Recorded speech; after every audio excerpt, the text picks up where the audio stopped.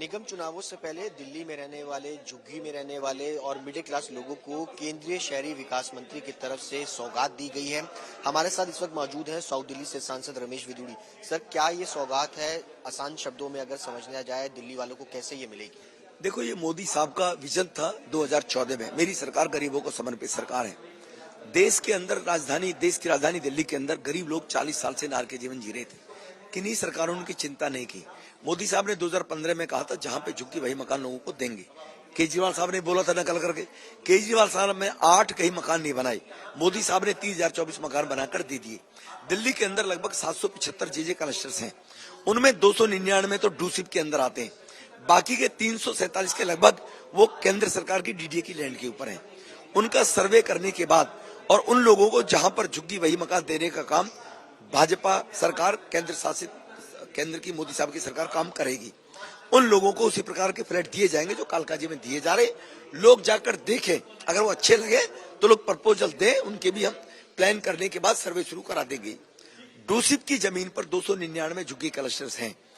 डूसिप ने आज तक कोई सर्वे प्रारंभ नहीं किया। दिल्ली सरकार ने, केजरीवाल साहब ने, वहां पर अगर केजरीवाल साहब इस काम को नहीं करेंगे तो दिल्ली की अनियमित कॉलोनी के तर्ज पर जो मालिकाना हक देने का काम मोदी साहब ने किया है, इन 299 कॉलोनियों में भी जो डूसिप दिल्ली सरकार की जमीनों पर हैं, इनका भी सर्वे कराकर केंद्र सरकार पार्लियामेंट में कानून लाकर इनके भी जहां पे झुग्गी वही मकान बनाने का काम भारत सरकार करेगी।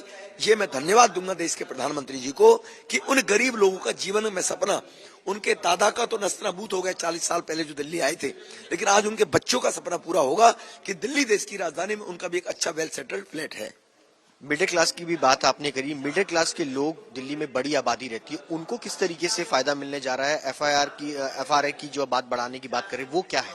देखो, एफआर 78 में किसी ने फ्लैट लिया डीडीए का, 40-50 साल बाद खंडर हो जाता, तोड़कर बनाना पड़ता है डीडीए का, या उसी में एक्सटेंड करके कमरा बनाना चाहते हैं। परिवार बड़ा हो गया, लोग बनाते तब भी है, लेकिन वो चीजें जब बनाते हैं तो भ्रष्टाचार का शिकार लोगों को होना पड़ता है।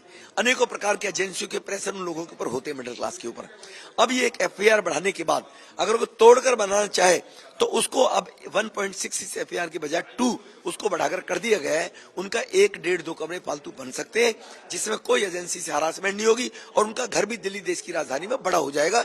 ये बड़ा मिडिल क्लास फैमिली को सौगात देने का काम किया है। तकरीबन इससे कितने लोगों को फायदा हो गया? झुग्गी में रहने वाले कितने लोग हैं? और इसके साथ साथ जो मिडिल क्लास है, डीडीए की हाउसिंग सोसाइटी की अगर बात की जाए तो काफी बड़ी सोसाइटीज है, पड़पड़गंज, साउथ दिल्ली, कई इलाके, इनमें कितनी आबादी रहती है जिसको फायदा मिले? लगभग 50 लाख जेजे कॉलोनी झुग्गियों में लोग रहते हैं। 75 लाख मिडिल क्लास की आबादी के लोग हैं जो इन फ्लैटों में रहते हैं। डीडीए जैसे फ्लैटों में उन 75 लाख लोगों को लाभ होने वाला है।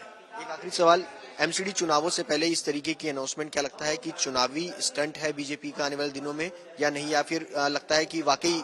एक काम बताइए, मोदी साहब ने 13 में जो घोषणाएं की, वायदे किए थे, एक वायदा बताइए, कोई मीडिया गिना कर दिखा दे कि मोदी साहब ने उसको पूरा नहीं किया विद इन द टाइम। एक बता दे, तब तो हम कहेंगे चुनावी घोषणाएं। जो कहा वो किया है मोदी साहब ने। ये केजरीवाल मॉडल नहीं है, ये कांग्रेस मॉडल नहीं है। 71 में नारा दिया था गरीब हटाओ देश बचाओ। आज भी देश में गरीबों को फ्लैट देने का काम मोदी साहब कर रहे हैं।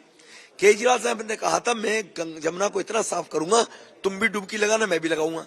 2417 करोड़ रुपया नमामि गंगे योजना से दिल्ली सरकार को दिया, कुछ नहीं किया।